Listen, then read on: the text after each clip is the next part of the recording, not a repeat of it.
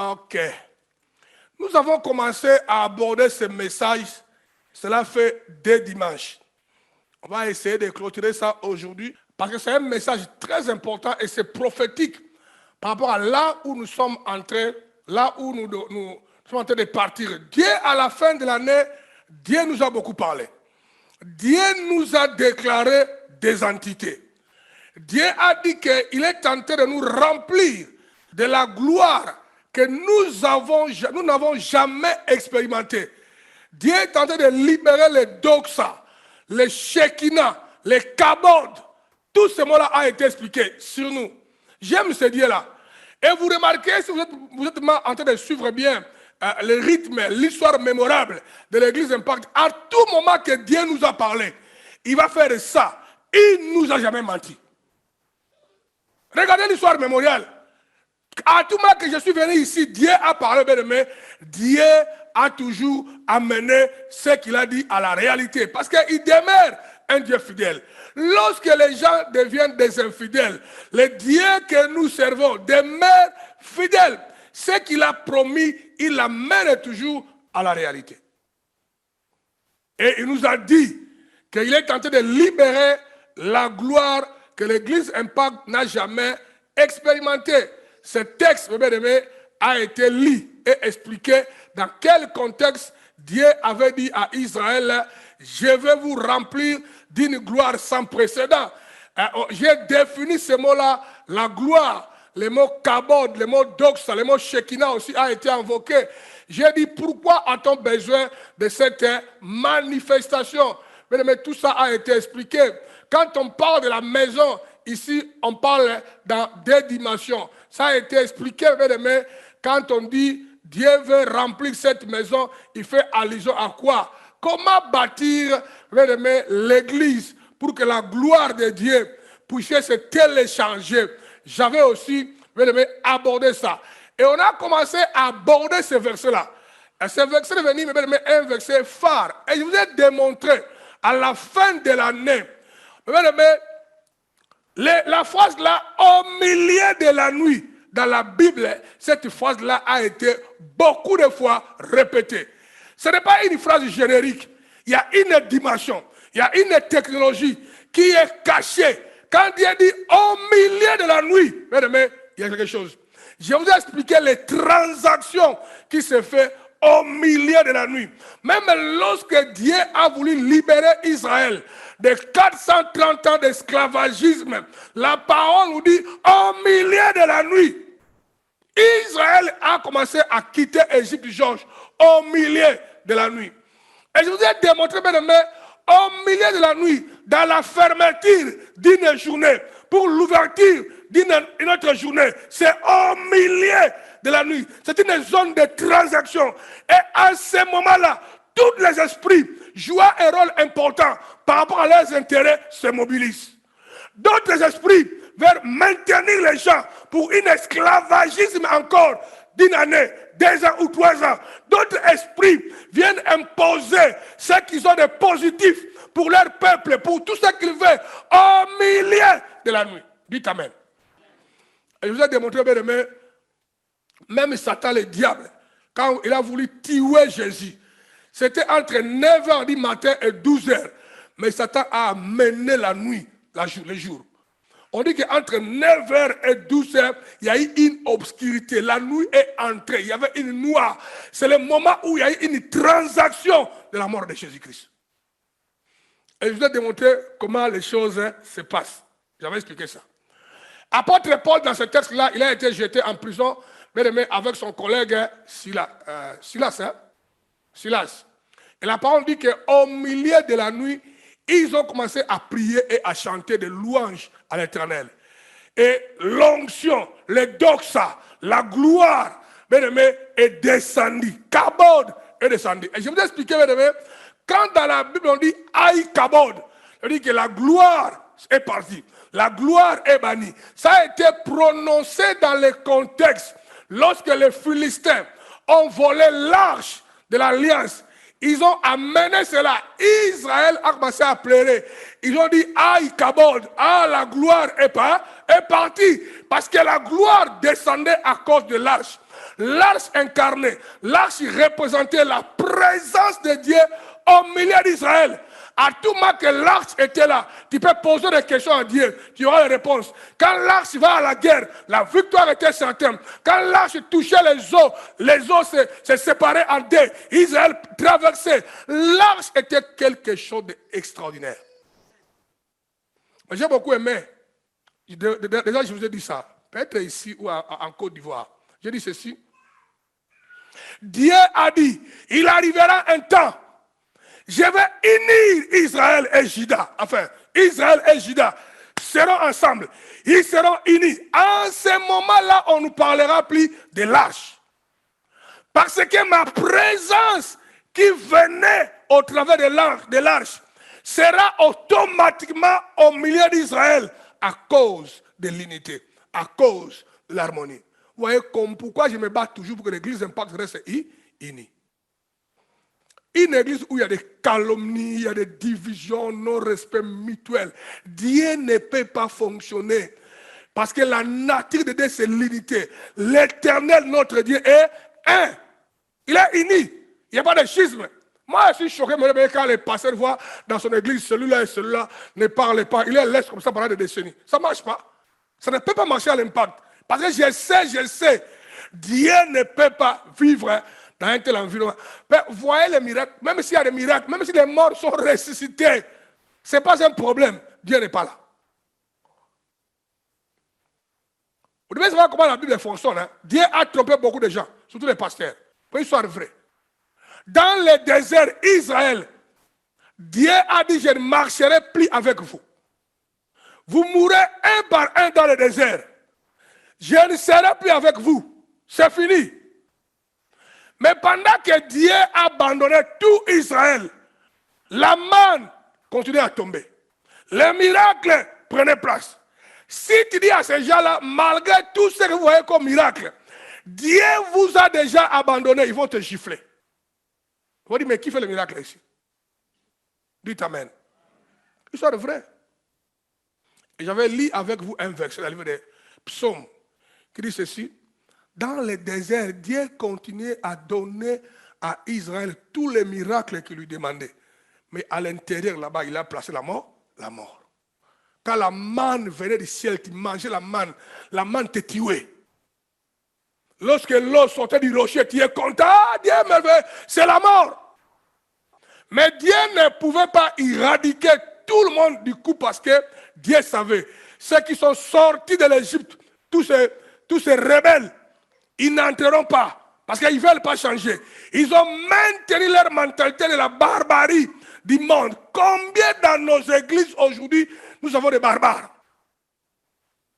qui viennent à l'église tout en maintenant leur comportement de barbarie, agressivité, les gens qui calomnient, les gens qui calomnient, les gens qui n'aiment pas bien aimer pardonner, ils ne savent pas partager, les gens bien aimer avec l'esprit bien aimé de Asmodée, l'orgueil à outrance. Toute la copie de Babylone, ils amènent ça à l'église. Il a dit, ok, vous là, vous ne voulez pas changer, vous n'entrerez pas, parce que la barbarie n'était pas accommodable en Israël. Au Canaan. Quelqu'un me comprend? Maintenant, si Dieu les tuait tous, il allait faire entrer qui au Canaan? À Canaan. Il a dit, ok, je vais les tuer lentement. Tu mets au monde les enfants, des enfants, tu meurs. Ton enfant là ne connaît pas l'Égypte. C'est avec eux j'entrerai à Canaan. Vous comprenez, hein? Les gens avaient aimé, Dieu les avait déjà abandonnés. Il y avait des miracles. Parce que Dieu voulait seulement qu'il lui produise les enfants. Enfin, si Dieu est fatigué de l'église Impact, si Dieu voit que Georges n'obéit pas dans cette église-là, Dieu ne sera pas pressé. Dieu va patienter. Dieu va commencer par tuer d'abord moi, les Anakle Bungoudi, et puis il tuera tous les collaborateurs. Et pendant son temps, tous les vieux, nous passons, et il prendra nos enfants. Les Chara Bungoudi, les Siméons, s'ils obéissent à Dieu, il va entrer avec eux. Il faut savoir comment Dieu fonctionne. Dites Alléluia. Même lorsque Dieu était en train d'accorder la grâce à Adam et Ève méritaient la mort et disparaître. Si Dieu les a gardés, il voulait qu'ils mettent au monde les enfants et reprendre la vie avec les enfants là. Quelqu'un me comprend? C'est le système de Dieu, mon frère. Si Dieu a appelé l'église Impact, Dieu ne peut pas permettre que cette église soit déchirée sans qu'il puisse amener ça à la réalité. Enfin, c'est pour moi c'est la réalité. Il va seulement faire passer à la clé Bungu de Thier. Il dit, allez, passe vite. Brum, 65 ans, allez, tu passes. Tous les commentaires, vous passez un par un. Dieu maintenant, il prépare les enfants. Très dynamique, sérieux, et avec eux, il peut aller battre les choses. Alléluia. Et apôtre Paul et Silas ont commencé à chanter au milieu de la nuit. On dit que le fondement de la prison a été secoué par les doxa, par la gloire, par même la présence de Dieu. Immédiatement, les chaînes où Paul avait dans les pieds a été brisées. Les portes de la prison des prisons, parce que Paul a été mis dans une prison de prison. Donc dans la prison, on les a mis encore dans un petit endroit. Ça a été brisé. On dit que toutes les portes de la prison ont été ouvertes. Vous vous souvenez encore de ça? Dites Amen.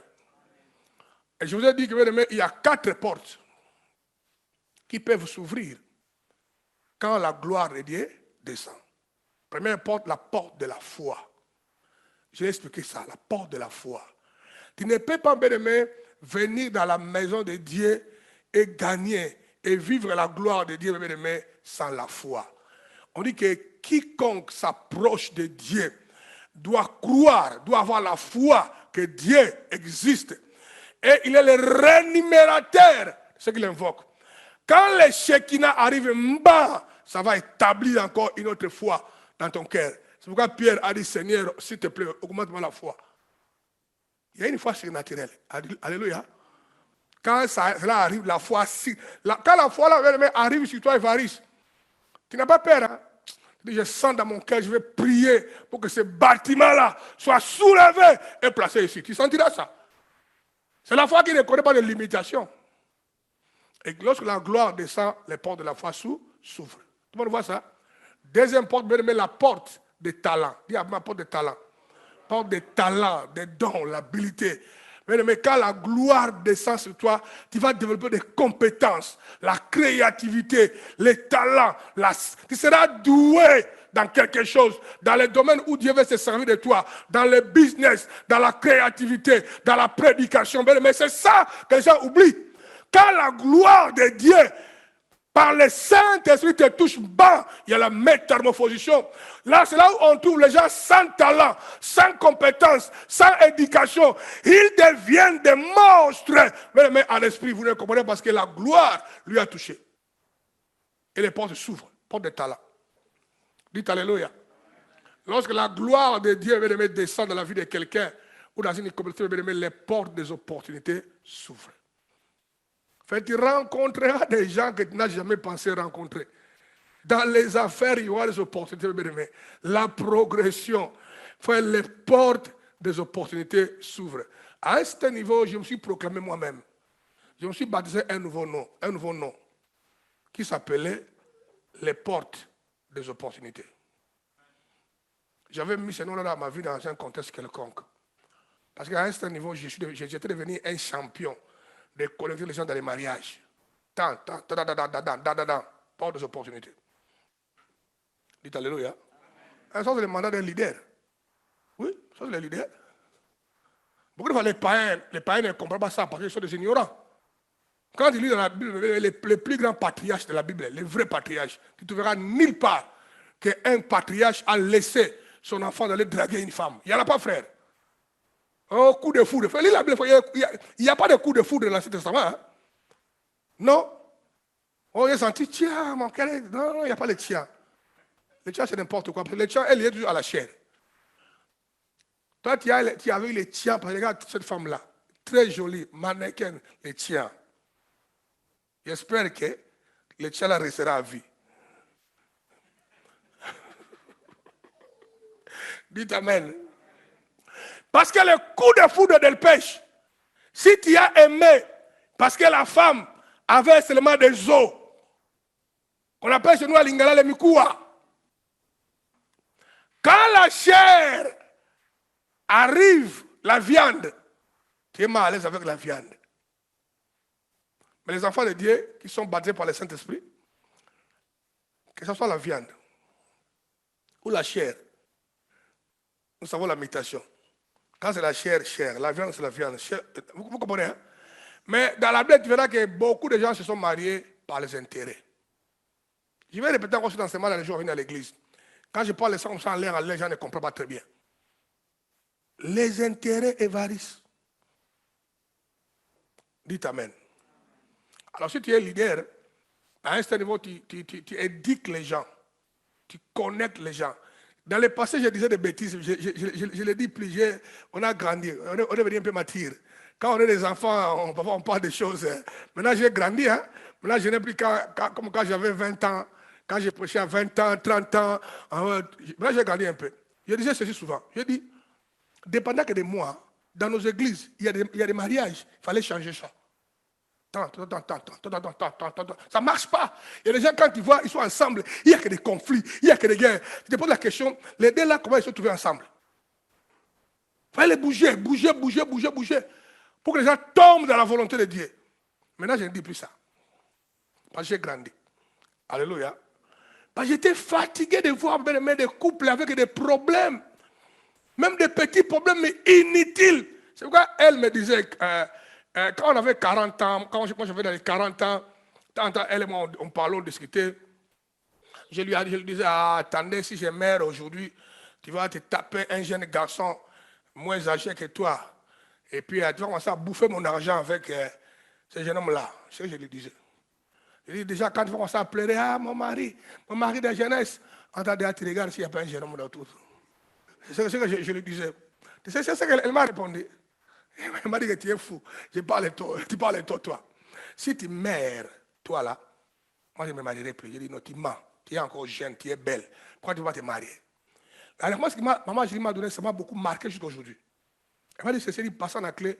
J'ai visité avec toi beaucoup de chrétiens et beaucoup de leaders dans le monde, avec des problèmes de couple. Mais quand je regarde la plupart de leurs problèmes, c'est des petits problèmes comme ça, minimes, qui peut être réglé seulement en un clin d'œil. Mais ça devenait des pommes grands où le couple est en train de se déchiqueter. Pendant qu'ici, dans la maison, chez moi, ici, avec toi, on a eu des pommes plus que ça. Tu l'as réglé ça avec beaucoup de facilité. Alors, si toi, tu meurs, donc moi, je vais aller me marier avec de tels chrétiens, de tels hommes, incapables de gérer. Ça, c'est une phrase. Hein. Il a ajouté ceci, il a dit, demain, je tuerai quelqu'un. J'ai tué ce mari-là. Alors pour éviter ça, je vais rester célibataire, continuer à savourer les bonheurs que tu m'as donné. C'est pas dans nos églises, les hommes, vous devez être matures. Ne pétez pas les plombs pour des petits problèmes, frère. Soyez matures. Bon, je suis en train de dévier déjà. On va retourner ici. La porte des opportunités. J'ai parlé ça. Et la quatrième porte qui s'ouvre, c'est là où on va achever aujourd'hui. Lorsque la gloire Shekinah arrive, il y a la quatrième porte qui s'ouvre, la porte des déclarations. C'est de ça que je vous amène chaque matin quand moi je prêche dans le culte des miracles. Je ne sais pas si vous avez compris ça. Vous voyez, quand on fait le culte des miracles avec moi, vous voyez que c'est différent. Je suis en train de vous brancher dans ça. Activez en vous l'onction de la porte des déclarations. Dans ce 21e siècle, Dieu veut que nous puissions utiliser la parole pour changer notre destinée. Il envoya sa parole et sa parole le guérit. La parole, c'est Jésus. Au commencement était la parole et la parole était avec Dieu et la parole était Dieu. Cette parole était la lumière du monde. Tu dois apprendre comment utiliser la parole de Dieu dans des déclarations de décrets. C'est pourquoi tu vois les gens dans la Bible, mais toujours parler que la Bible nous dit. Il est écrit, lorsque Satan, le diable, a visité Jésus, Jésus a contré Satan. Jésus a vécu Satan. Mais par la parole, il est écrit, il est dit. C'est dans ce sens-là, qu'il a eu le pouvoir sur le diable. Tu n'es pas passé à livrer les batailles spirituelles, pour ta propre destinée ou ta famille, avec les mentalités de votre village, de votre culture, ce que tu as appris à l'école, à l'université. Ça ne marche pas comme ça. Toi, tu es enfant de Dieu. La puissance de la parole, déclarer des décrets. C'est hyper important. On change les choses en parlant dans les circonstances. Tu crois que l'Esprit de Dieu habite en toi. Jésus est en toi. Il y a l'autorité de Dieu en toi. La Bible a dit clairement, voici les signes et les miracles qui accompagneront ceux qui auront crié. À mon nom, ils chasseront les démons. Ils vont chasser les démons avec le pouvoir de la parole de Dieu. On appelle ça déclaration de décret. Je déclare Satan. La Bible me dit, au nom de Jésus, tu déclares un décret. On voit ça. Je veux que vous puissiez capter ça. C'est hyper important. Vous voyez, lorsque Jésus a voulu ressusciter Lazare, Jésus n'a pas prié. Il a dit, Père, merci, car à tout moment que je te parle, ou je te prie, tu m'exauces. Lazare, sors de là. Il a déclaré. Lazare est ressuscité. Tout le monde comprend ça dans les principes. Hein? Maintenant, lorsque les doxa, la gloire est sur toi, bien-aimé, tu vas développer une onction, l'autorité de déclarer. Tu parleras aux situations. Ça changera automatiquement. Même dans les combats entre David et Goliath, mais le combat a déjà été fini par des déclarations. Vous lisez la Bible. Goliath a parlé, il a fini. Il a dit, toi là, petit garçon, tu viens avec moi avec la lance, tout. Je vais te tuer. David a dit, écoutez, incirconcis. Moi, je viens au nom de l'Éternel. Aujourd'hui, David a déclaré. Et à la fin, bien aimé, les déclarations de David au nom de l'Éternel a se planté. Tout le monde comprend ça? C'est hyper important. Regardez, la puissance de la parole que nous déclarons va affecter notre destinée. Jean 6, 63, je vais aller vite. C'est l'esprit qui vivifie. La chair ne sert à rien. Les paroles que je vous ai dit sont esprit et vie. Dis après moi d'abord. Lorsque tu parles au nom de Jésus, les paroles là, que ta voix dégage, les bruits là, à l'intérieur des bruits là, il y a une énergie qui a la force créatrice qu'on appelle d'abord. C'est ça la parole de Dieu. D'abord, c'est ça l'énergie. Quand je déclare, oh non, ce n'est pas ta voix, ce n'est pas ta voix bien-aimée, c'est la posture spirituelle. Les gens croient que quand tu pries à haute voix comme moi, que Dieu va écouter. Non. Moi, j'ai prié à haute voix parce que je suis habitué comme ça. Oui, tu peux prier à basse voix. Au nom de Jésus, Satan va circuler. Il va circuler. Ça ne demande pas que tu peux dire Satan. Beaucoup de frères, Satan. Les gens qui habitent Paris, quand ils veulent prier, tu vas voir, même les Français, ils les modifient. Ils veulent parler comme Macron. Ça ne passe pas comme ça, frère. Mais un jour, il y avait une évangélisation au campus de Kinshasa. Moi, j'étais dans l'équipe d'évangélisation. Alors, les groupes de frères sont allés là-bas pour aller évangéliser. Alors, un frère, c'était porte à porte. Un frère est allé dans les zones des étudiants. Il a frappé, pam, on lui a ouvert la porte. Il a commencé à parler comme un Français. Bonjour. Parce que maintenant les gens veulent, quand ils peuvent mettre les ré. Frère, nous, on est des Africains. À quoi c'est les ré là? Hein? Quand ils parlent, quand j'aime les Ouest africains, quand ils parlent, ils savent vraiment que ça, c'est un Ouest africain. Brit. Bonjour. Les étudiants le regardent comme ça. Il a dit, connaissez-vous les 4 lois spirituelles?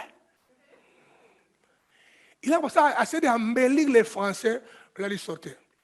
Si tu reviens encore, toi, tu vas les regretter. On l'a chassé. Maintenant, il a donné les rapports à l'équipe, tout ça. Les gens ont dit, mais pourquoi ils doivent te chasser? Il y a un problème. Les gars étaient avec beaucoup de Français. Il a oublié que les étudiants là connaissent les Français mieux que toi. Donc, après une semaine, il est rentré encore. Il a frappé. Caca. Les gens, on lui a regardé la même personne. Il est entré. Il a dit, les gars là-bas, dans le monde, excusez-moi, je vais un peu parler à Lingala. C'est ce que j'ai dit là en français, maintenant à Lingala. Il a dit, je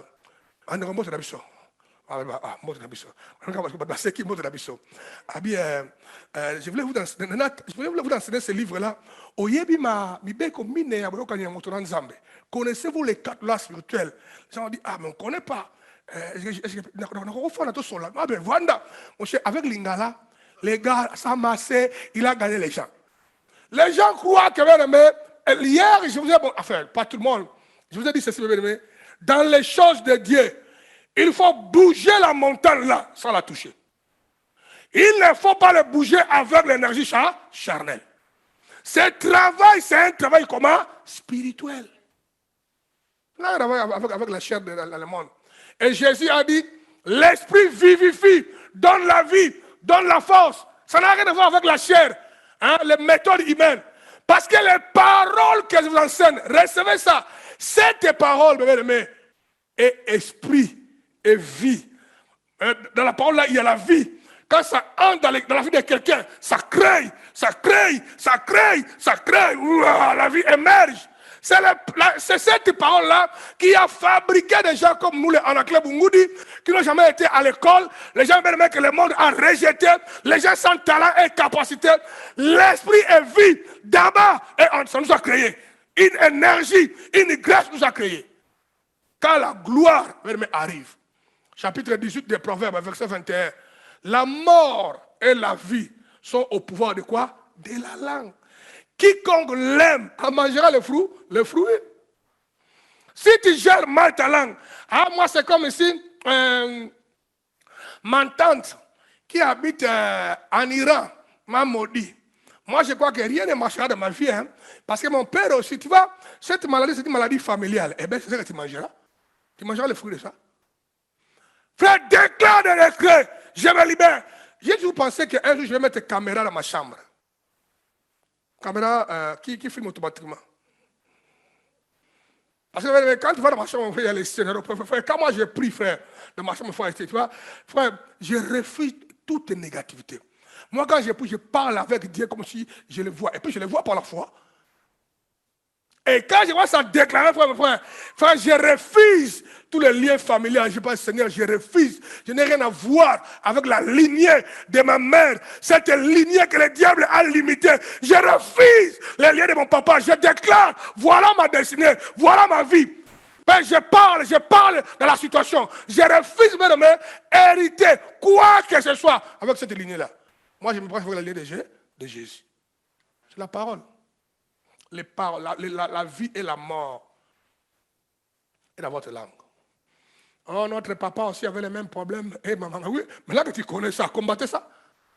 Combattez ça. Chapitre 15, verset 23 des Proverbes. On éprouve de la joie à donner une réponse de sa bouche. Et combien est agréable une parole dite à propos.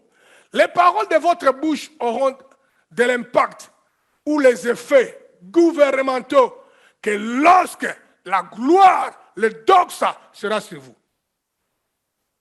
On doit chercher la gloire là. Notre parole aura de l'effet. Moi, j'ai toujours même rêvé quand je vais avoir 80 ans. Parce que si vous croyez que je vais mourir maintenant, vous vous trompez. Hein? Je suis encore là. Si je ne venais pas, je suis encore là. Comme les gens disent au Congo, Mbamana Mokele. Je m'accroche. Je suis encore là. Dites Amen. Je suis encore là, mon frère, croyez-moi. Même quand je suis malade, t'en fais pas, je ne mourrai pas. J'ai toujours rêvé, mais quand je vais avoir 65 ans, 75 ans, quand je marcherai dans la rue, mais quand je marche dans la rue, peut-être avec ma canne, ou peut-être maman Julie qui peut me tenir parce que je suis affaibli, beaucoup parler, debout, trop voyager, les corps j'ai affaibli. Ma femme, comme elle est très forte, elle va me tenir, chérie doucement. Je parle. Si on croise seulement avec quelqu'un, mais qui a des démons, il doit tomber. Je dégagerai l'énergie. Et quand j'ai rencontré des jeunes gens qui viendront devant moi, ils passaient à la clé, je vais te parler, c'est des problèmes. Je dis, assis-toi. Pendant qu'ils parlent, moi, je fais comme si je sortais de dormir, mais je l'écoute. Il va parler pendant 4 heures du temps de ses problèmes, hein. Il parlera. Quand il finit, moi, je parlerai 3 minutes. Mais les 3 minutes là, ça va régler tous ces problèmes. Et je lui dirai, va, que la grâce repose sur toi. Quand il va sortir, sa vie doit changer. Comment tu peux marcher avec des parents des années? Tu n'as pas accumulé le doxa, la gloire. Frère, à un certain niveau, nous devenons une véritable entité. Tu as accumulé la sainteté, tu as accumulé la pureté, tu as accumulé la sagesse, tu as accumulé l'onction. Si toi tu rencontres mon frère Abraham et Jacob, mon frère. Ah, mais c'est grave. Ta vie changera. Les gars là, ils marchaient avec Dieu. Pharaon a dit, Joseph, dis à ton père de prier pour moi. Pharaon avait vu quoi? Vous n'avez pas lu ça dans la Bible, hein? Frère, Joseph a demandé la prière de Jacob. Qui? Pharaon. Tenez compte de ça. Si Dieu ne touche pas votre bouche, vous continuerez à dire des bêtises, à parler sans manière, avec agressivité, sans sagesse. Mais quand Dieu touche votre langue, elle change. Beaucoup parmi vous qui m'écoutez dans le monde entier là-bas, en ligne sur YouTube et dans l'église Impact, votre plus grand problème, ta langue n'est pas encore raffinée. Quand tu parles, tu blesses trop de gens. Tu as un langage sauvage. Tu ne sais pas raffiner tes mots. Tu parles comme un Babylonais païen. Quand tu balances une phrase, ton mari est mal à l'aise. Ta femme a envie de mourir. Et surtout quand tu parles avec les gens, tu ne sais même pas choisir les mots qui peuvent apaiser, qui peuvent calmer. Vous savez, je vais vous donner un témoignage. Un jour, j'étais au Burundi. Au Burundi, mon frère. Dans la quai, à faire le checking. J'étais en business class. Mais vous voyez, les gens de business class sont des arrogants. La plupart. Hein? Les gens qui montent dans les business class, surtout les blancs, sont des arrogants, frère. Les blancs sont des arrogants, c'est pourquoi ils ne veulent pas leurs confrères, les Africains, puissent se lever. J'ai compris ça, frère. Ça m'est arrivé des fois. Une fois, j'étais au Cameroun en transit, venant de Kinshasa, j'étais avec la sœur Bébé. Bébé là est en train de me suivre. Alors, j'ai dit, Bébé, venez avec moi en business, on va parler. Bébé était en classe économique. Bébé est venu. Elle s'est assise sur ma chaise de business class. Moi, j'étais debout, on parlait avec la sœur Bébé, on discutait. Alors, on distribuait la boisson, champagne pour les business class. Frère, les clients des business class, les blancs, j'étais, moi, seul noir, n'ont pas aimé ça. Ils ont dit aux hôtesses, la femme là n'est pas de business, elle doit sortir.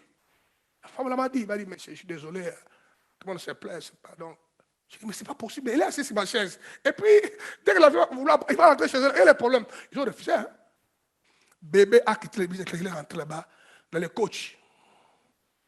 Classe économique. Pendant qu'on approchait la femme là qui faisait le check-in, j'ai vu la femme là être agressée par tous les clients de business. Quand ils venaient, les arrogants, ils parlaient avec la dame. Là, me dit, monsieur, c'est trop votre kilo. La femme était toujours agressée. La femme est devenue mal à l'aise. Tu peux voir les larmes dans ses yeux. Ça m'a beaucoup dérangé. Quand je suis arrivé là, j'ai dit, madame, bonjour. Hey, madame, Dieu est avec toi. Je commençais à parler avec la dame. Je l'ai mis tellement à l'aise. On a rigolé. Faut que la femme, il a fait, derrière mes valises, il a fait passer ça. Donc, comme si, quand tu parles, je l'ai apaisé. Quand tu es un enfant de Dieu, ton langage, ton comportement doit apaiser. Il faut que l'onction de Dieu, le doxa, vienne sur toi. Pour que vous ayez un langage raffiné. Et puis ce qui est bizarre avec toi, tu dis comment que tu as un langage bizarre, sale, qui fait du mal aux gens, tu es agressif. Lorsque ton langage est trop sauvage, il faut checker votre fond intérieur. C'est de l'abondance du cœur que la bouche parle. Il y a un travail qui n'est pas encore fait dans votre intérieur. Tu dois faire ça, frère. Les gens maintenant veulent nous dire, ah non, c'est ma manière de parler. Non, c'est archi faux. Ton cœur est foutu. Traite ton cœur là. Même ton mari est mal à l'aise, même ta femme est mal à l'aise. Nombre chapitre 13, verset 27. Voici ce qu'ils rencontrèrent à Moïse. Nous sommes allés dans les pays où tu nous as envoyés. En la vérité, c'est un pays où coule le lait et le miel. Et en voici les fruits. Maintenant, ça c'est l'histoire quand on a envoyé les espions aller espionner Cana. Quand ils sont venus, les 12 espions, ils sont venus. 10 ont amené un langage négatif. Il manquait la foi, il manquait l'onction, il manquait la gloire. C'est-à-dire qu'on a vu la terre, le pays est béni, le pays est rempli d'abondance. D'ailleurs, il y a des raisins. Vraiment, c'est un pays où coule le lait et le miel. Mais il y a un problème. Ils ont ajouté, il y a un problème. Les gens qu'on a vus dans les pays là sont des géants et des costauds. Nous-mêmes, nous sommes comme des sauterelles à leurs yeux. Écoutez un langage rétrogradé qui manque de la foi, non raffiné et mensongère. Il dit que non, le pays a tout. D'ailleurs, on a envoyé les fruits, donc les fruits, ils ont amené les fruits de raisin. Il était à la maison. On a mangé les raisins. Mais vous savez que les sauterelles ne mangent pas les raisins. Ils ne mangent pas ça. Maintenant, quand vous dites que non, nous sommes allés là-bas, on a vu des raisins, on a mangé, d'ailleurs, voici les preuves de fruits. Mais ce qui est un problème, les gens qu'on a vus là-bas sont des géants, nous sommes comme des sauterelles à leurs yeux. C'est un mensonge, parce que les sauterelles ne mangent pas les fruits, les raisins. Un langage non raffiné, langage de manque de foi. Faites attention à tes déclarations. Si la gloire vient sur ton langage change. Nombre 14, 27. Jusqu'à quand laisserai-je cette méchante assemblée murmure contre moi? J'ai entendu les murmures des enfants d'Israël qui murmuraient contre moi. Mais si la gloire ne t'arrive pas, tu serais même en train de murmurer contre Dieu. Ah, moi je ne comprends pas. Je paye ma dîme, toujours à l'église. Mais pourquoi les choses ne bougent? Tu vas murmurer contre Dieu. Il faut murmurer pas contre Dieu. Fais attention. Alléluia. Notez bien, Jésus dans le désert est resté 40 jours et 40 jours. Est sorti vainqueur, mais les Juifs, à cause de leur bouche négative, ils sont restés combien? 40 ans. Tu as vu ça? Jésus, 40 jours, 40 nuits, il est sorti plus que vainqueur, plus fort. Il est allé confronter Satan. Mais quand vous avez des déclarations sales, ah non, tu nous as libérés de l'Égypte pour venir nous tuer ici. Là-bas, il y avait des concombres, il y avait des choux et des tomates. Regarde ce groupe de gens-là. Mais ils sont tentés de regretter trois choses. Les cimetières de l'Égypte, les oignons et les concombres. La manne qui venait du ciel ne les intéressait pas. La nourriture spirituelle, parce que la manne veut dire, c'est quoi ça? La manne veut dire la révélation. Vous comprenez, hein? La dimension céleste. Ils n'aimaient pas ça. Ils aimaient que les choses qui sont attachées à la terre. Les oignons, les tomates et les concombres. C'est la nature humaine. La nature humaine est attachée à tout ce qui est terrestre. Et le terrestre va te tuer. Parce que l'homme est venu de la terre avec notre corps. C'est pourquoi la chair te ramène de la terre. Oh, toi, tu n'es pas la chair. Toi, tu es un être spirituel, mais vivant dans une chair. Change ta compréhension. Frère, c'est vrai. Récemment, quelqu'un de l'église Impact m'a conseillé pour ma peau de mettre quand même une sorte de crème qui était bien, selon la personne. J'ai commencé à mettre ça. J'ai commencé à devenir comme un blanc. J'ai arrêté vite. La chair là, on peut les modifier comme on veut. On ne s'attache pas à ça. Vous comprenez ça? 1 Samuel 7, 1 à 3. Les gens de Kirja, Jérim, vers et firent monter l'arche de l'Éternel. Et ils la conduisirent dans la maison de Abinadab. Sur la colline, et ils y consacrèrent son fils Éléazar pour garder l'arche de l'Éternel. Ils étaient passés bien du temps depuis le jour où l'arche avait été déposée à Kirja Jéarim. 20 années s'étaient écoulées. Alors toute la maison d'Israël poussa des gémissements vers l'Éternel. Samuel dit à toute la maison d'Israël, si c'est de tout votre cœur que vous revenez à l'Éternel, ôtez du milieu de vous les dieux étrangers et la starcée, dirigez votre cœur vers l'Éternel et servez-le lui seul, et il vous délivrera de la main des Philistins. Laissez-moi relire les prochaines. 2 Samuel 6, 10 à 11. Il ne voulut pas retirer l'arche de l'Éternel chez lui, dans la cité de David, et il la fit conduire dans la maison d'Obed-Edom. Dis à moi d'Obed-Edom. Dis encore Obed-Edom. L'arche de l'Éternel resta 3 mois dans la maison d'Obed-Edom de Gad.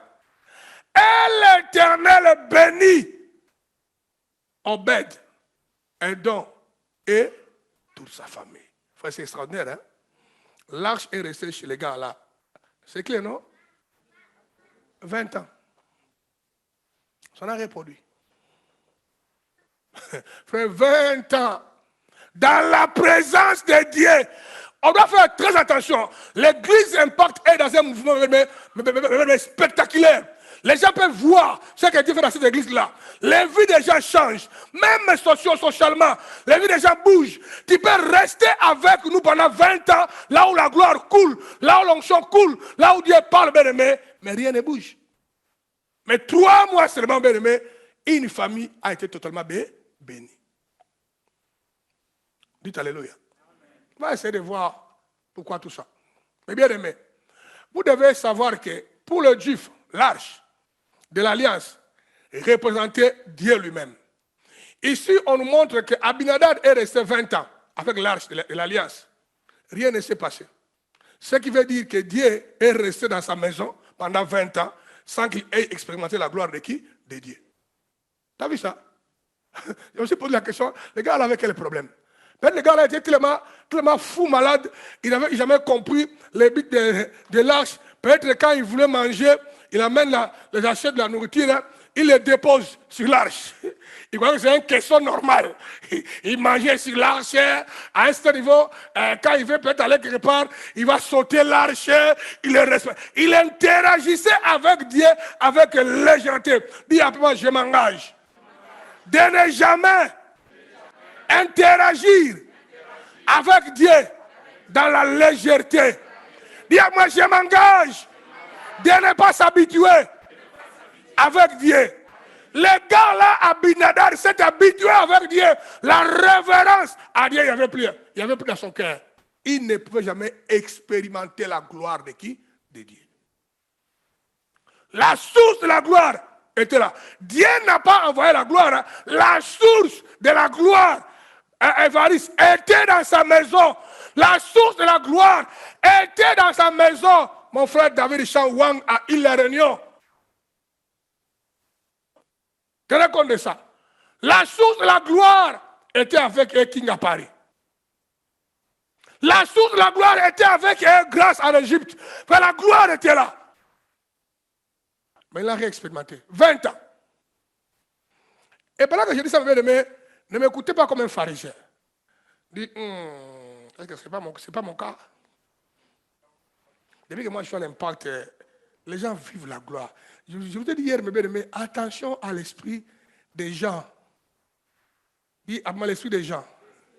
Les gens étaient allés dans les tombeaux. Il est resté à la porte. Il n'est pas entré. Mais Pierre est venu. Il a fait quoi? Il est entré. Combien de gens dans le système sont venus après toi?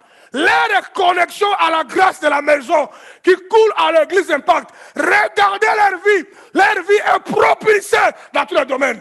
Mais toi qui es là, là où la grâce coule, jour et nuit, tu tournes à rond. Quel est ton problème? Dieu est en train de positionner l'église Impact comme une entité. Nous allons de gloire en gloire.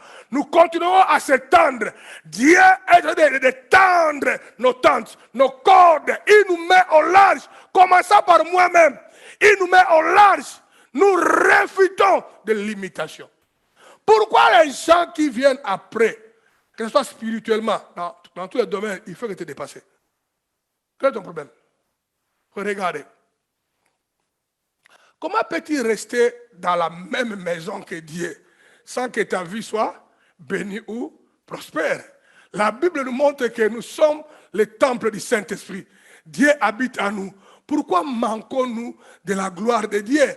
Cette même arche a été transférée dans la maison d'Obed-Édom. 3 mois après, la Bible montre que cet homme avait prospéré d'une façon extraordinaire et miraculeuse. Toute sa famille était bénie. Bien-aimé, l'église Impact est un environnement qui est béni. Récemment, je l'ai dénommé la piscine de quoi? De Siloé. Je ne donne pas le mot vaguement. J'ai déjà expliqué la philosophie. Frère, il y a des choses, Dieu me parle comme ça en bas. Frère, lorsque le mot piscine de Siloé est venu, Frère, dans ma bouche, c'était la folie. J'ai déjà commencé à dire ça ici à l'église. Je ne savais pas toutes les ramifications. Frère, quoi moi? J'ai même ma main en l'air. Je suis devant vous, je suis devant Dieu. J'ai commencé ici déjà à parler de la piscine de Siloé. Je ne connaissais pas les ramifications. Mais donne-moi encore un temps. J'ai déjà beaucoup expliqué ça. Mais quand je reviendrai avec ça comme un enseignement, vos yeux vont encore grandement s'ouvrir. Quand Dieu dit, même quand on ne comprend pas les ramifications, mon frère, il faut obéir. Je vous parlerai bientôt dans le clip des miracles, la parole qu'il a dit à Pierre. Pierre, avance ton bateau vers les eaux profondes. Allez, jette ton filet. Pierre a dit, maître, j'ai travaillé toute la nuit. Maître, tu connais, je suis né et grandi dans la pêche. Je suis pêcheur professionnel partout ici, là où tu dis. J'ai jeté les filets, je n'ai rien trouvé. Mais sur ta parole, je rejetterai les filets. N'amène pas tes compétences ici, mes amis. Engage-toi à dire la vérité. Change ton cœur, change ta mentalité. Nous servons un Dieu qui est le même hier, aujourd'hui et éternellement. Mais Satan, le diable, c'était menteur. Il met en toi les paroles de mensonges. Je vous ai démontré ce qu'est la crainte. Je vous ai défini ce qu'est la crainte. Un instrument efficace de ça, de Satan. Il faut le résister. Bien aimé, l'église Impact est un environnement qui est béni. L'heure est arrivée pour toi de connecter ton cœur correctement à la grâce de la maison. Correctement. Et de faire les choses bien. Comme cela est demandé au sein de la communauté Impact. Pour que la gloire, la bénédiction qui coule ici te touche. Afin d'être béni comme Obed-Edom. Ses enfants étaient bénis. Son ministère était béni. Son foyer était béni. Tout le monde qui était en contact avec lui était quoi? Béni. Ils étaient guéris. Ses enfants s'est mariés. Nous devons être des sources de la bénédiction. Dieu a dit à Abraham, Abraham, je te bénirai. Et je ferai ta source de quoi? De bénédiction. C'est toi ce que toi tu es. Tu es de la race d'Abraham. Abraham, c'est le père de la foi, oui ou non? Oui. Tu es de la race d'Abraham. Tu dois être Narcisse, source de bénédiction. Répète après moi, Narcisse. Que moi, Narcisse, baisse ton masque. Que moi, Narcisse, je ne serai jamais source de malédiction. Ni à mes parents, ni à mon église, ni à mon futur époux. Je serai toujours source de bénédiction. C'est ça que tu es. Tu dois les croire, les déclarer. Quand les gens viendront, les gens doivent aimer être ta compagnie. Leur vie craque, leur vie bouge, l'expansion. Ils doivent sentir que tu dégages une énergie, frère. Tout le monde ici, vous êtes membre de l'église Impact, vous devez dégager une énergie, une grâce. C'est ça que nous sommes. Dieu nous a bénis. Il a dit que nous sommes les sanctuaires de Joseph. Personne parmi vous doit être un danger pour son frère. Nous sommes des sanctuaires. C'est hyper important. J'aimerais être sanctuaire pour ma fille Julie, pour ma femme Julie. Sanctuaire pour Chara, pour Sam, pour Mardoché. Sanctuaire pour Narcisse. Sanctuaire pour toi. Florence, c'est ça que vous êtes, le sanctuaire. J'aimerais un audio sanctuaire, bébé, pour Jean de Frères. J'aimerais quiconque, même si tu es marié avec une femme ou un mari qui ne connaît pas Dieu, tu dois être pour lui un sanctuaire. Maintenant, regardez. Est-ce que c'est le cas pour vous ou le contraire? Quelle était la différence entre les deux personnes? Quelle est la différence? Genèse chapitre 28, verset 16. Jacob s'éveilla de son sommeil. Et il dit, certainement, l'Éternel est en ces lieux. Et moi, je ne le savais pas. Ça, c'est extraordinaire. Hein? J'ai toujours aimé quand j'ai des expériences. Chez moi, à la maison, ma femme dort. J'aime ça beaucoup. Parfois, je me réveille la nuit, elle dort, moi, je rigole. Des fois, on dort, elle et moi, dans la chambre. Même lit. Frère, je peux sentir que Dieu a apparu. Sa présence est tellement tangible dans ma chambre. Je peux sentir que Dieu est ici. Il me parle. Quand je regarde ma femme, mon frère, il tournait, il dort. Je dis, c'est incroyable. Comment est-ce que Dieu fonctionne? Frère, tu es être dans la présence de Dieu, mais tu es distrait. Mais lorsque Jacob s'est trouvé, mais seul, à un endroit qu'on appelait dans la langue hébraïque ou quoi, Luz, diablement Luz. Quand il s'est réveillé, il a dit, certainement, l'Éternel est enseigné. Et moi, je ne le savais pas. Et il a décidé d'appeler cet endroit Bethel, qui veut dire la maison de l'Éternel. Ça, tu peux être là, mais là où Dieu existe, mais tu ne le comprends pas. Nadia est venue ici nous dire ça, Nadia. Elle est là-bas en ligne. Elle a dit, tu peux être là où la chaleur sort, toi tu as du froid. Comme si on t'emmène au Burkina Faso, bien au Mali, là où il fait très chaud, toi tu as froid, tu prends les manteaux. Là il y a un souci. Hein? Maintenant regarde, quand l'arche de l'Alliance était chez Obed-Edom, il en était conscient et il se conformait. C'est pourquoi il a été béni en expérimentant les doxa. Mais lorsque Obed-Edom interagissait avec l'arche, il savait que ce caisson qu'on appelle l'arche n'est pas un caisson à outils, n'est pas un caisson inutile. Dieu l'a fait fabriquer à Moïse. Et Dieu a dit, ma présence y habiterait.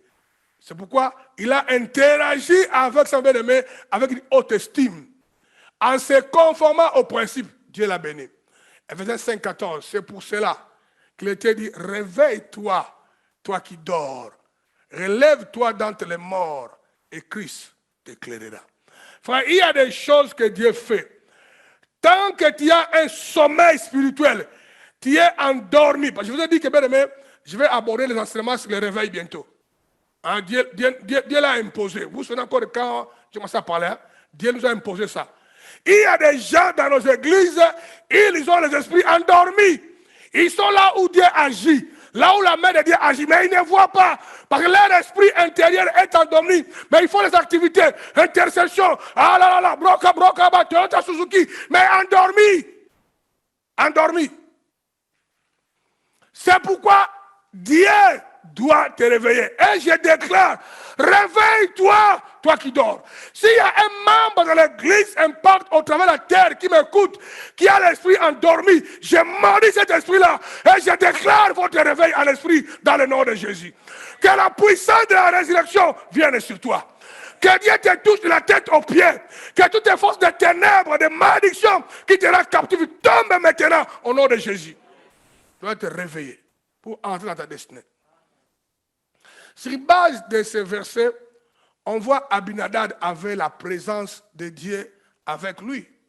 Mais son problème était que son esprit était endormi. Il manquait le réveil spirituel. Il était dans l'incapacité de voir.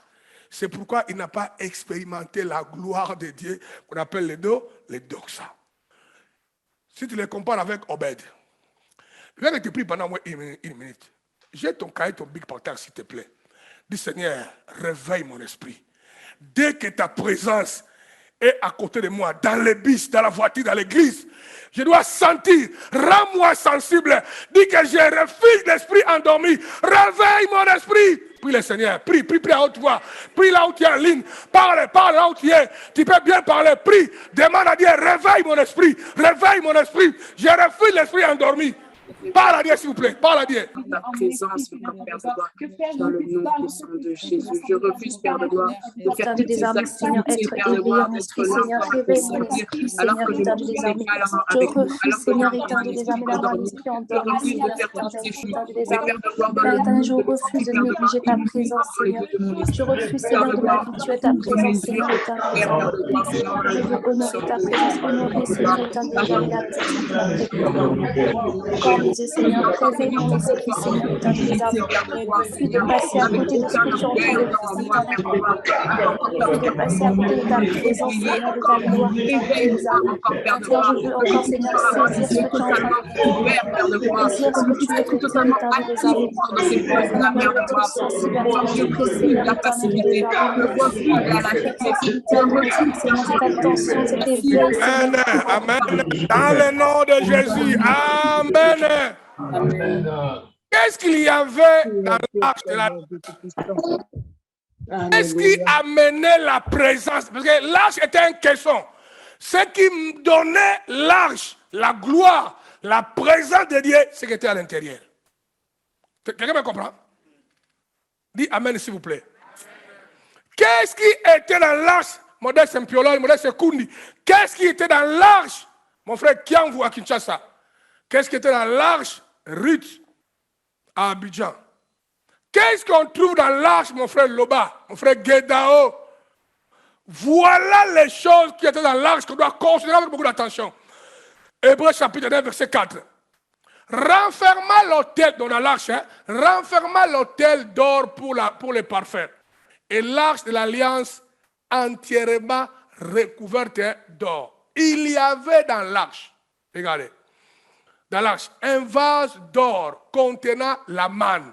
Dis-moi la manne. Vous voyez la manne dans le désert, hein? C'est dans l'arche, la manne. La verge d'Aaron, le bateau, la canne d'Aaron, était à l'intérieur, qui avait fleuri. Et à la fin, il y avait les tables de l'alliance, qu'on appelle les 10 commandements. Frère, c'est extraordinaire. Tu interagis avec ces trois choses correctement. Les diables changent de couleur. Les diables font les judo. Ils passent par ta tante et tes neveux. Mais mon frère, la gloire sera avec toi. Rien ne pourra t'arrêter, frère. Laissez tous les démons de votre village qui s'associent avec ceux de Belgique, qui viennent dans ta maison. Si tu interagis avec ça, frère, la gloire, aucun démon. C'est vrai, vous voyez, bébé, parfois moi je dis que non, il n'y a rien qui peut m'arrêter. J'ai compris ces choses-là, frère. Varis, rien ne peut m'arrêter, frère. Tout ce que Dieu va me révéler, frère, nous devons l'amener à la manifestation. Parce que je m'accroche à toutes ces choses-là. Frère, regardez. Dans l'arche, il y avait les 10 commandements. Les 10 commandements qui représentaient la parole de quoi? De Dieu. À l'heure de la gloire de Dieu, l'heure de la gloire de Dieu est arrivée. Mais vous vivrez, mais pour vivre cette gloire, il faut avoir la parole de Dieu en toi. Même quand tu vas faire des déclarations, des décrets, tu ne vas pas les faire comme ma mère. Bon, ma mère les faisait, ça marchait pour elle. Bon. Je ne sais pas comment ça a marqué. Bon, Dieu est souverain. Quand j'étais trop maladif dans les pays, j'étais en train de mourir, maladif. Les gens de la famille de mon père voulaient me bouffer. Il y a longtemps. Alors les gens là voulaient me tuer pour du vrai. Hein. Frère, moi j'ai vu des choses. Hein. Moi je voyais les choses sur les murs, comme ça, life. Ce n'est pas une histoire d'utopie, hein. Murs comme ça. Murs. Tu vois un grand-père sorcier qui sort là-bas. Je te dis, toi, ouvre la porte. Tu ne dors pas. Frère, je ne dors pas. Je suis assis sur la chaise. Frère, comme ça. Ça, c'est la chaise. Je suis assis sur la chaise comme ça, frère. Derrière ici, c'est mon lit, mon studio, que mon père avait donné à mon grand frère Joachim. Joachim venait en Europe. Moi, je suis resté païen en transe. Je crois une année avant que je me convertisse au Simon. J'étais là. Fenêtre. Puis les murs. Frère, je vois, frère, un grand-père. Frère, apparaît sur les murs. Frère, life, on ne dort pas. Il m'a dit, toi, ouvre la porte vite. Frère, ah Seigneur. Frère, la vitesse avec laquelle j'ai fui. Frère, même la vitesse de décollage de l'avion de guerre. J'ai crié, papa, papa, j'ai fui. Mon père me dit, calme-toi. Il n'y a rien qui va t'arriver. Je sais ce qui se passe. Je dis, quoi? Mon père savait ce qui s'est passé. Il dit, quoi? Dieu merci. Un frère m'a parlé de Jésus-Christ. Hein. Je suis sauvé et Dieu m'a délivré. Il faut parler de Jésus aux gens. Il y a beaucoup de gens qui souffrent, qui sont des malheureux frères. Il va leur parler de Jésus. Si quelqu'un ne m'avait pas parlé de Jésus-Christ, je serais où aujourd'hui? Par ricochet, toi, tu serais où aujourd'hui? Parce que la plupart parmi vous, vos vies est conditionnée, est liée à ma vie. Déjà dit, il avait planifié. À cause de ton croisement avec moi, regarde comment ta vie, dans le monde entier, les vies sont changées, bâties, prospères, reconfigurées. Parce que quelqu'un m'a parlé de Jésus-Christ. Donc, il faut parler des gens. Regardez bien les mains. Chapitre 6, verset 6 de Deutéronome. Et ces commandements que je te donne aujourd'hui seront dans ton cœur. Garde la loi, garde la parole bénédite dans ton cœur. David a dit, je serre ta parole dans mon cœur. Pour ne pas pécher contre toi. Tu veux vivre la gloire de Dieu et que tes paroles aient la puissance de déclaration. Insère la parole, la loi dans ton cœur. 119, Psaume, verset 11. Je serre ta parole dans mon cœur afin de ne pas pécher contre toi. B. Votre mode de vie peut amener la gloire ou la chasser. Votre mode de vie. Ne soyez pas religieux. Genèse chapitre 49, 3 à 4. Ribin, dis à moi Ribin. Ribin, toi mon premier-né, ma force, et le premier de ma vigueur, supérieur en dignité et supérieur en puissance. Ça c'est Ribin, passeur de pêche. Supérieur en dignité, supérieur en puissance. Donc, d'une façon innée, les gars là, Ribin, étaient prédestinés à être si supérieurs. On voit ça. On a regardé. Impétueux comme les eaux. Tu n'auras pas la prémisse, donc tu n'auras pas la supériorité là. Car tu es monté sur la couche de ton père. Tu as souillé ma couche en y montant. Parce que tu avais les sentiments, les amours éparpillés. Tu donnes ton amour n'importe où, à gauche et à droite. Au point que tu es allé donner l'amour à la femme de ton papa. Tu es sorti avec la femme de ton papa. Automatiquement, votre droit de naissance, les prémices, vous sera retranché. Sera donné à Juda. C'est pourquoi aujourd'hui on appelle Jésus le lion de la tribu de Juda. On devait l'appeler le lion de la tribu de Ribin. Frère, votre style de vie peut faire fuir votre cabode, la gloire, vous la ramenez. Dis à moi, je m'engage. Dis ça avec ton cœur, hein? Je m'engage à vivre dans la crainte de Dieu. Dieu, apprends-moi à t'obéir. Dis Dieu, aide-moi à avoir un cœur nouveau. Dis Dieu, enlève dans moi le cœur de pierre, mais implante dans moi le cœur de la chair. La crainte de Dieu, frère.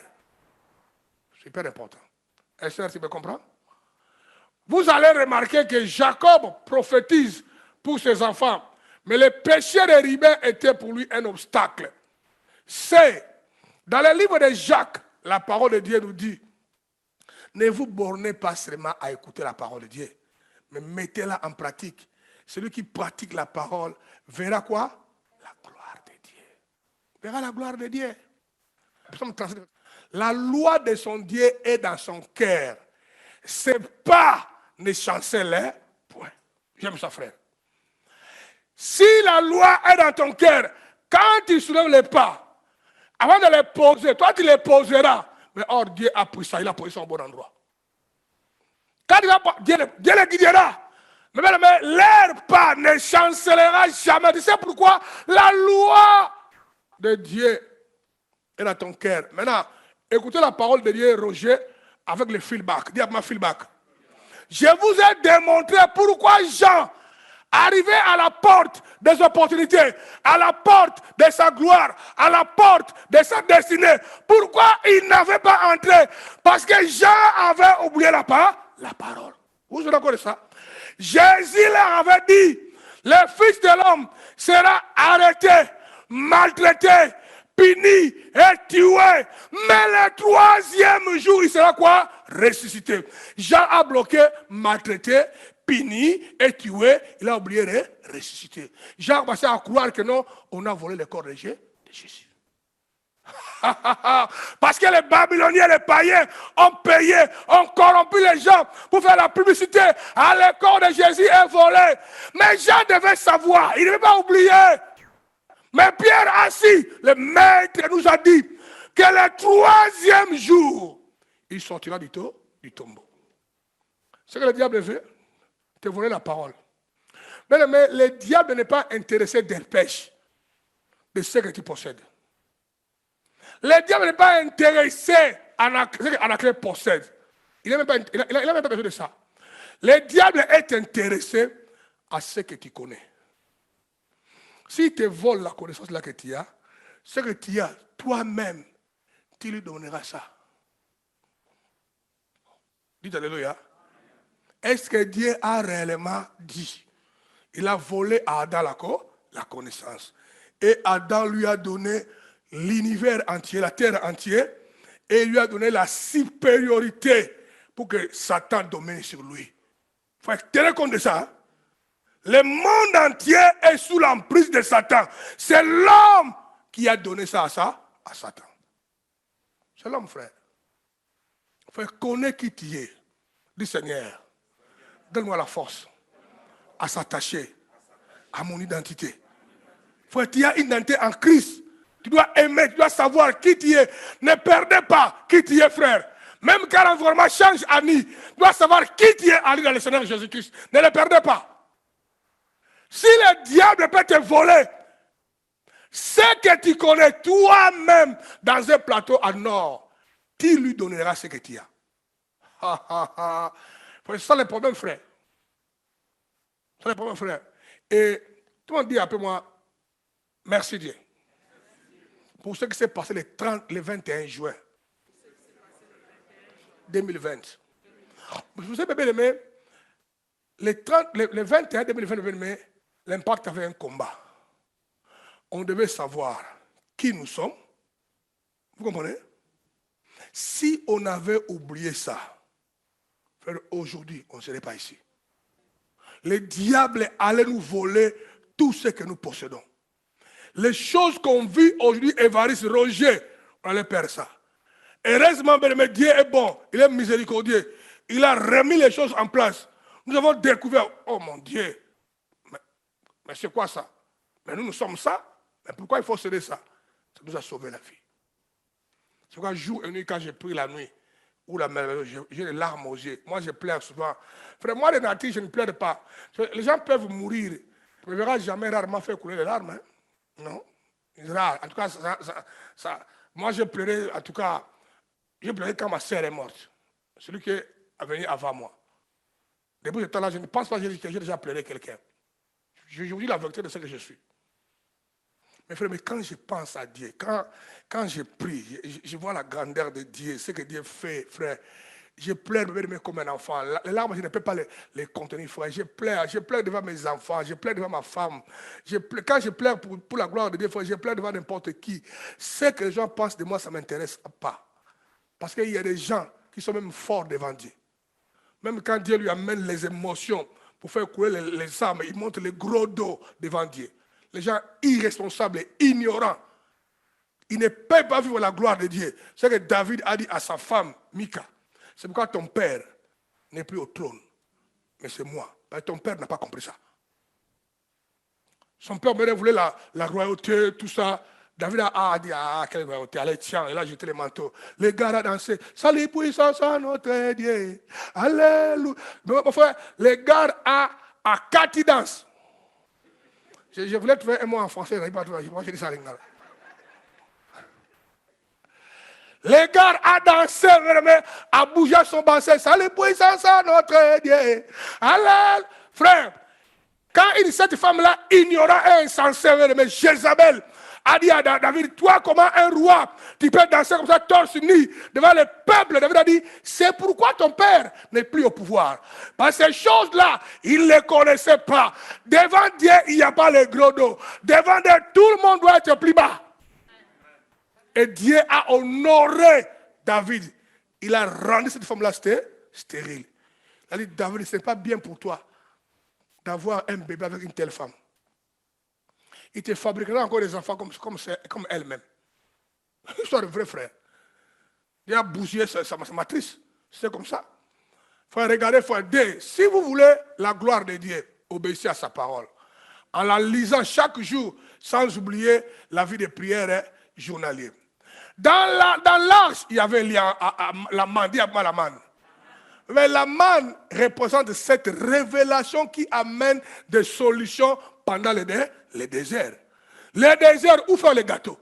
Quel cuisinier? Quel pâtissier? La manne veut dire, c'est quoi ça? Frère, beaucoup de personnes vivent sans révélation. C'est pourquoi dans leur vie, il n'y a pas la gloire. Frère, c'est bien de connaître la Bible. Connaître la Bible et qu'on lit, c'est bien. Mais il faut aller au-delà. Il faut activer ce qu'on appelle la révélation. Dites Amen. D'autres appellent ça Réma. Moi, je m'appelle le terme Oïda. Oïda. Dites Amen. Frère, parce que quand tu lis la Bible, il faut voir qu'est-ce qui est caché derrière les lignes. Tu vois, la parole dit aux enfants d'Israël, il a donné le miracle.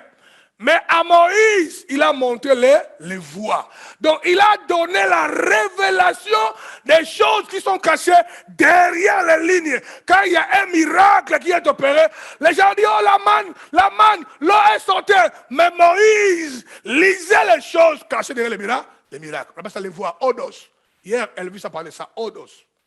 Les voies. C'est pourquoi quand vous venez à l'église Impact, il faut s'attacher à la révélation qui est donnée ici. L'écouter, la réécouter encore. Et c'est cela qui active la gloire dans votre vie. Car logos, à la Bible c'est logos, car logos, la parole écrite ne suffit pas. Logos est bien, mais ne suffit pas. Dans l'arche, il y avait le logos, les 10 commandements. C'est très bien. Mais il fallait ajouter la main. La main veut dire c'est quoi ça? Qu'est-ce que c'est ça? La révélation de la parole de Dieu. Donc, si tu es ignorant de la Bible, c'est mauvais. Mais si tu manques la révélation, c'est très mauvais encore, plus mauvais encore. À l'impact, mais quand on prêche chaque dimanche, mon frère, il n'y a que révélation sur révélation, ici à l'impact. Dites Amen. Il n'y a que ça. Maintenant, regardez. Genèse 18, 14. Y a-t-il rien qui soit étonnant de la part de l'Éternel? Au temps fixé, je reviendrai vers toi. À cette même époque, et Sarah aura quoi? Un fils. Maintenant, Dieu a visité bien-aimé Abraham et sa femme qui cherchaient un bébé, un enfant. Déjà, Abraham avait déjà 100 ans, Sarah 90. La Bible dit que non, leur corps était déjà isé, diablement isé. Donc, Sarah a déjà été ménopausée de ménopausée. 3 fois ménopausée. Quand la Bible dit que leur cœur était isé, si tu vas lire dans les textes originaux, comment même s'embrasser, des bisous, ils ne savaient plus ça. Comment avoir une activité sexuelle, ça fait longtemps oublié. Mais Dieu a dit que tu auras un enfant. C'est pourquoi la parole dit que non, lorsque Sarah a entendu ça, Sarah rit. Sarah dit, mais cet ange-là, il est impoli, hein? Il est mal éduqué. Il dit des choses, bon, il a un problème. Moi là, Sarah. Ange lui a dit, pourquoi tu ris?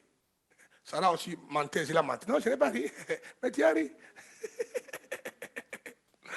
Il faut tenir compte de ça, bien-aimé. Quand tu crois à la parole et à la révélation de la parole, bien-aimé, tu vas dans le domaine des surnaturels. C'est vraiment la foi, une croyance élevée. Quand Dieu est venu avec la folie, bâtis-moi un sanctuaire, frère. Il disait, mais ce truc-là, enfin, Nayot, ce truc-là, mon frère, j'ai résisté Dieu. Je savais que c'est vrai. Mais j'ai trouvé ça beaucoup de montagnes. Évidemment, j'ai des jeunes gens autour de moi qui sont très bien. Ils m'ont encouragé à passer, il faut bâtir ça. Mais aujourd'hui, il n'y a que des portes qui s'ouvrent dans le monde entier. J'ai parlé avec les frères Boni ce matin. Il m'a dit déjà, par exemple, là-bas, dans le pays du Congo, vers Mboujima, il y a 50 déjà pasteurs déjà qui s'attendent, déjà adhérents. Dieu ouvre que les portes. Les pasteurs Margot est en train de planter Naot déjà aux États-Unis. J'ai reçu 3 frères récemment, les pasteurs. Hein. L'autre m'a dit, lui est en train d'ouvrir les portes de Bangui et Cameroun. L'autre m'a dit, pasteur, je vais rencontrer les frères en question à Pointe-Noire. Moi, je suis en train d'aller ouvrir les portes encore au Gabon, il y a que des portes qui s'ouvrent. Bah, tu crois, mais à la révélation, au surnaturel de Dieu. La parole logos, c'est bien. Voilà. C'est ça qui était dans l'arche. Hein? Quand tu interagis avec ça bien, la gloire arrive. Ce n'est pas les questions. Quand la gloire apparaît, tout est possible.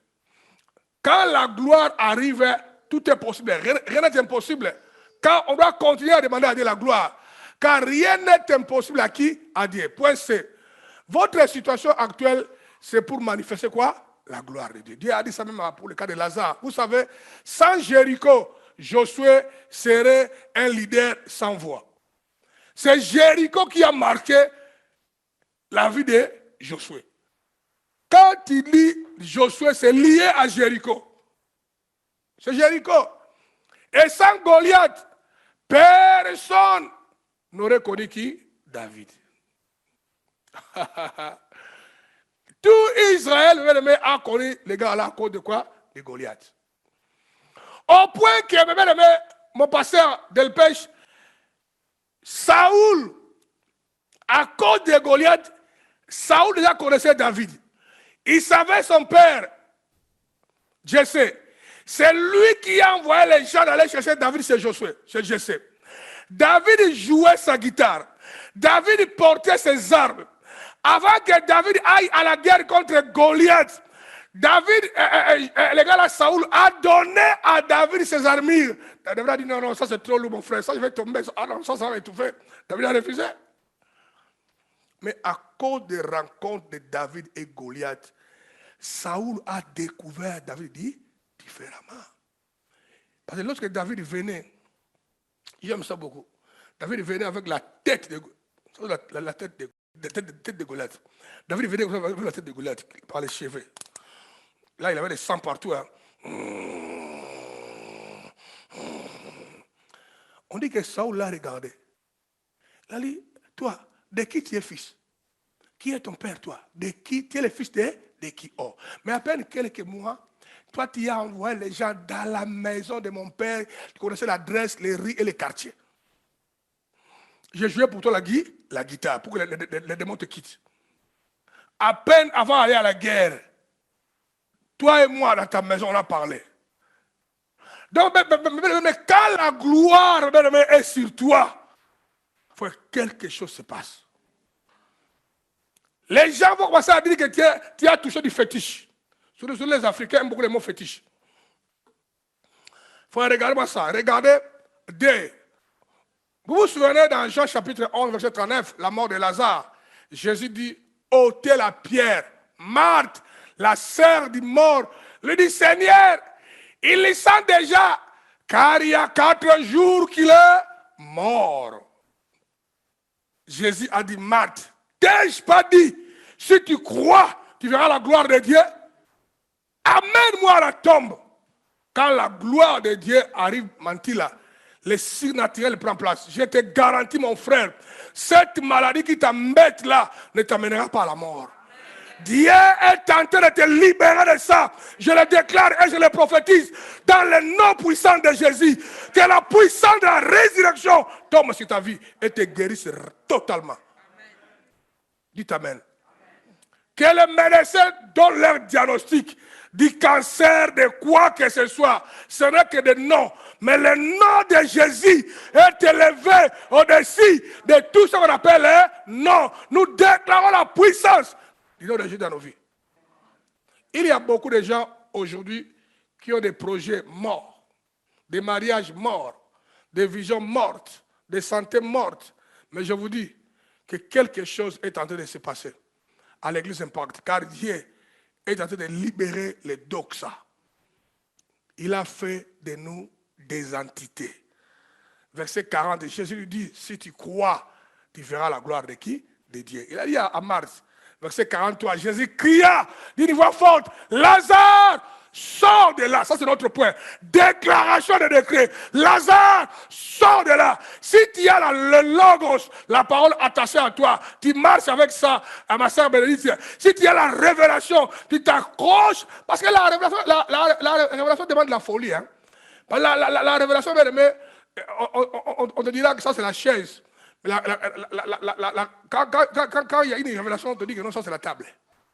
Ça c'est le problème.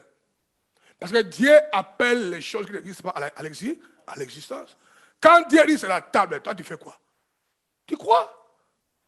Mais le mal a fait que nous laissons croire aux choses que Babylone nous a montrées. Et ça nous vole la foi. Alléluia.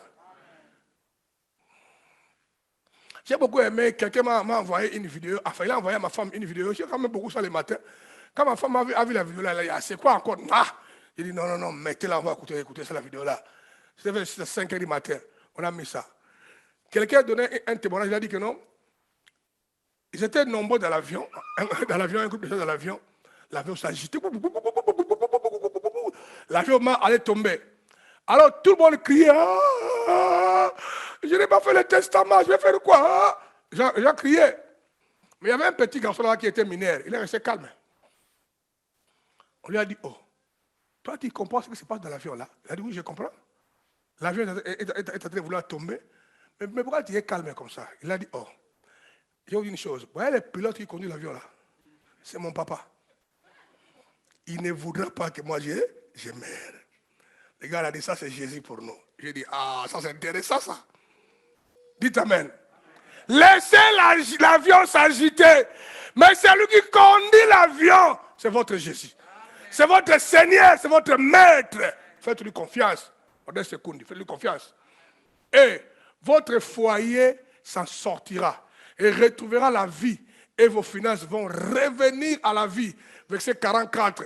Et les morts sortis, les pieds et les mains liés des bandes et les visages enveloppés d'un linge. Jésus leur dit, déliez-les et laisse-les aller. Je déclare, tout ce qui te lie, Dieu est en train de te délier. J'ordonne aux anges célestes de passer dans chaque famille de l'église Impact. Car c'est leur mandat. Les anges, c'est votre mandat. Vous passez dans chaque maison. Vous déliez les enfants de Dieu. Vous déliez les membres de l'Impact. Je déclare que tout le monde est délié. Je le prophétise dans le nom de qui? De Jésus. L'ange de l'Éternel campe autour de ceux qui les craignent. N'ayez pas peur de commander les anges, frère. Hein? Malgré que vous manquez la foi. N'ayez pas peur de commander les anges. Ils sont au service des enfants de Dieu, c'est la Bible. Hein? C'est pas important. Les anges, ils sont là pour notre service.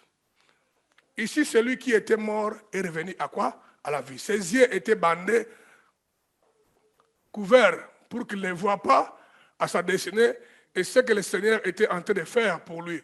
Ses pieds étaient liés pour qu'il ne marche pas vers sa destinée. Mais Jésus a dit, délie-les. Troisième point, dernier point, qu'est-ce qui était dans l'arche?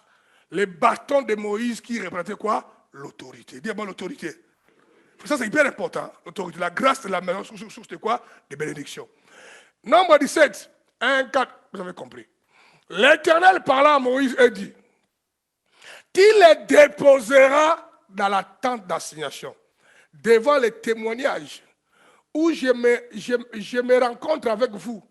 L'homme que je choisirai sera celui dont la verge fleurira. Et je ferai cesser devant moi les murmures que profèrent contre vous les enfants d'Israël. Le lendemain, lorsque Moïse entra dans la tente du témoignage, voici la verge d'Aaron pour la maison de Lévi avait fleuri. Elle avait poussé des boutons, produit des fleurs et mûri des amandes. Ici, il y avait un conflit. Les 12 tribus d'Israël, chacun avait un chef là-bas. On commençait à bouder contre Moïse et contre Aaron. Pourquoi Aaron est chef? Pourquoi c'est pas Moïse? Parce que c'est Aaron qui gérait tout. Pourquoi c'est pas Aaron? On n'est pas content. Maintenant, moi j'aime les versets. Dieu a dit que chaque tribu amène, enfin leur leader amène un bâton. Mets ça dans ma présence dans l'arche. Les matins, les bâtons qui vont pousser les boutons, qui vont fleurir. Alors c'est les bâtons là, l'homme à qui les bâtons appartiennent sera les chefs. Mais regardez frère, dis à moi je regarde pasteur. Frère, regarde-moi bien. Quand je dis regarde bien, on ne regarde pas forcément avec les yeux. On regarde avec les oreilles et les cœurs. C'est hyper important. Regarde quand Dieu a dit tout ce temps-là, Dieu ajouta. De toutes les façons. Peu importe ce qui va se passer là-bas, Annie, Dieu a dit, si votre rébellion durant tout ce temps-là, contre Aaron et Moïse, était vraiment parce que vous avez les soucis que Aaron dirige les choses mal, il faut que les choses changent à l'église, ici à Israël, vous allez quand même mourir, mais avec une mort naturelle. Mais si votre rébellion, parce que vous avez un mauvais cœur, vous ne voulez pas que les autres vous dirigent, que vous avez la sémence du mal en vous, vous allez mourir, mais par une mort catastrophique. Dites Amen. En d'autres termes, bien aimés, la rébellion, peu importe la cause, amène à la mort, à la mort. Parce que la rébellion est la nature de ça, de Satan. Premier rebelle, c'est ça. Le mot là, rebelle, est dans le monde via ça, Satan. C'est comme quand les Européens nous embêtent avec des paroles là, les Africains sont corrompus. Qui nous ont amené le mot corrompu? C'est nous, on connaissait ça. Il faut être très compte de ça. Beaucoup veulent la gloire, mais ils vivent dans la rébellion contre leur Dieu et leurs responsables ou pasteurs. Ce n'est pas bien. La rébellion est le péché de la sorcellerie, la rébellion. Mais il faut aussi que les dirigeants exercent l'autorité avec la parole de Dieu, avec amour, avec des principes. Il ne faut pas abuser les gens, mais rester radical dans les valeurs de la parole. Il ne faut pas sortir de votre mandat et commencer à manipuler, à tricher, à dominer, à voler les gens, à prendre l'argent dans les poches des gens par des méthodes et des prophéties mensongères et sataniques, à faire des appels de faux. Quand il faut faire l'appel de faux, il faut qu'il y ait une raison. Donc, il ne faut pas être des rebelles, mais les dirigeants aussi. Tous les gens qui dirigent l'Église Impact dans le monde entier, mes facilitateurs, je le répète, soyez mes imitateurs. Comme moi j'ai imité Christ, vous ne me verrez jamais manipuler. Personne parmi vous ici qui va prétendre que je l'ai manipulé.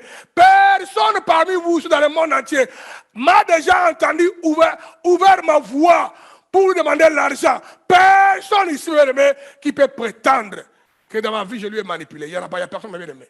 Non, je connais mes frontières. Chapitre 8, verset 5 d'Ecclésiaste. Celui qui observe les commandements ne connaît point des choses mauvaises. Et le cœur des sages connaît les temps et les jugements. Maintenant, si tu veux vivre la gloire de Dieu dans ta vie, il faut avoir la parole, table de la loi, connaissance logique, lis la Bible, comprenez ça, connais les histoires dans ton cœur. Attache-toi à la révélation et respecte l'autorité établie.